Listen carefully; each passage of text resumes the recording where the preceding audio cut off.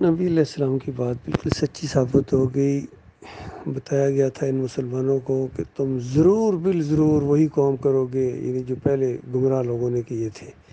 یہود و نصارہ نے کیے تھے، کہ وہ کسی گو کے بل میں گھسیں تم بھی وہی کام کرو گے۔ حتیٰ کہ ان میں سے کسی بدبخت نے اگر ماں کے ساتھ کوئی بری حرکت کی ہے تو تمہارے اندر بھی ایسے پیدا ہوں گے جو یہی حرکت کریں گے۔ تو اس وقت صحابہ نے ذرا حیران ہو کے پوچھا، یا رسول اللہ یہ یہود و نصارہ ان کی پیروی کریں گے یہ مسلمان؟ فرمایا اور کون؟ تو یقین کیجئے جس طرح بنی اسرائیل کا ایک واقعہ ہے وہ سبت والوں کا، کہ ان کو منع کیا گیا تھا ہفتے والے دن مچھلیاں نہیں پکڑنی ہیں، تو انہوں نے اتنی فریب کاری سے کام کیا کہ ہفتے والے دن تالاب بنائے دریا کے کنارے یا سمندر کے کنارے، اور ہفتے والے دن مچھلیاں تالاب میں چلی جاتی تھیں اور آگے سے راستہ بند کر لیتے تھے، پھر ان تالاب سے اتوار والے دن پکڑتے تھے اور سمجھتے تھے کہ دیکھا ہم نے اتوار والے دن پکڑی ہے نا۔ تو یہ فتوے دیے تھے ان کے مولویوں نے، تو ان کو اللہ تعالیٰ نے اس طرح عذاب کے اندر جکڑا کہ بے ایمانوں کو یعنی چیخیں نکال دی ان کی اللہ تعالیٰ نے۔ تو بالکل وہی کام یہ ہمارے مولوی کر رہے ہیں، یعنی بالکل وہی کام، خاص کر آج کل یہ جو سب سے زیادہ وہ کام علی انجینئر کر رہا ہے، اسحاق مولوی ایک وہ اس نے کیا ہے، یہ علی انجینئر مرزا جیلوی یہ کر رہا ہے وہی کام تالابوں والا۔ اور چاہے تقی عثمانی جس کا بھی اوپر والے کلپ میں ذکر آیا ہے، اس فریب کار نے بھی بہت ہی دین کو نقصان پہنچایا ہے، چاہے رفیع عثمانی اس کا تھا بھائی،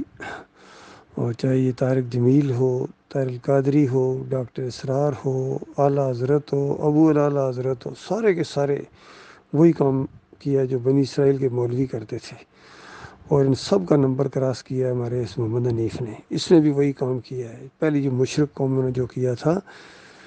زبردستی پھر اس شرک کو منوایا ہے، اور کفر شرک کا پھر اس نے وہ دور شروع کر دیا ہے۔ بہرحال ایک سے ایک بڑھ کر ہے بھائی، واقعی کئی دفعہ خیال جب جاتا تھا کہ یہ جہنم بہت ہی سخت چیز ہے، انسان کیسے اس کے اندر جائیں گے، لیکن یہ جو ان کے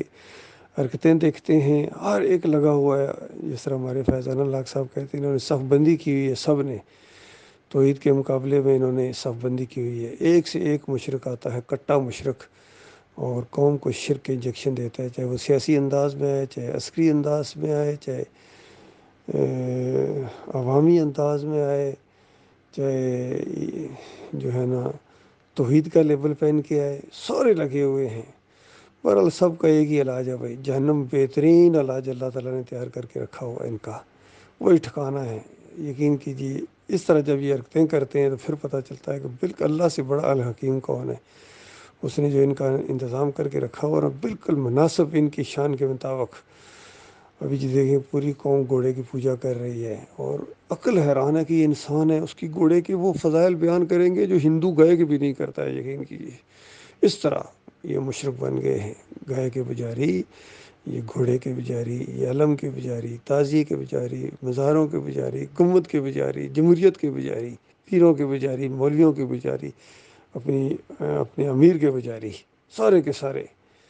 ایک ہی طرح کی سوچ رکھتے ہیں۔ یقین کیجیے جب ہندو مورتی کی گن گائے گا تو جس انداز سے وہ باتیں کرے گا، بریلوی اسی طریقے سے فضائل بیان کرے گا اپنے،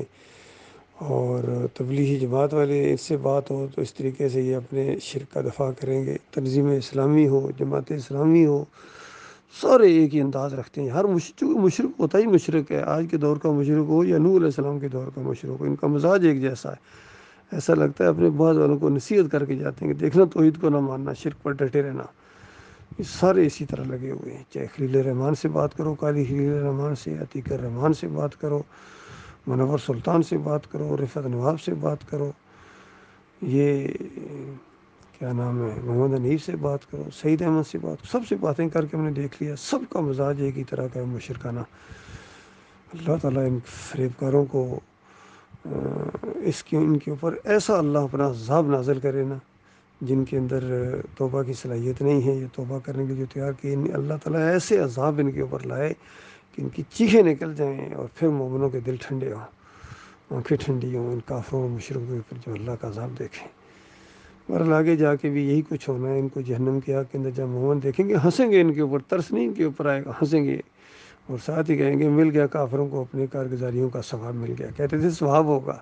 اللہ ایسے راضی ہو گیا، شرک اور کفر کرتے ہیں کہتے ہیں اللہ راضی ہو گیا، اللہ کی مشیت ہے، اللہ کا حکم ہے، ہر مشرک یہی کہتا ہے۔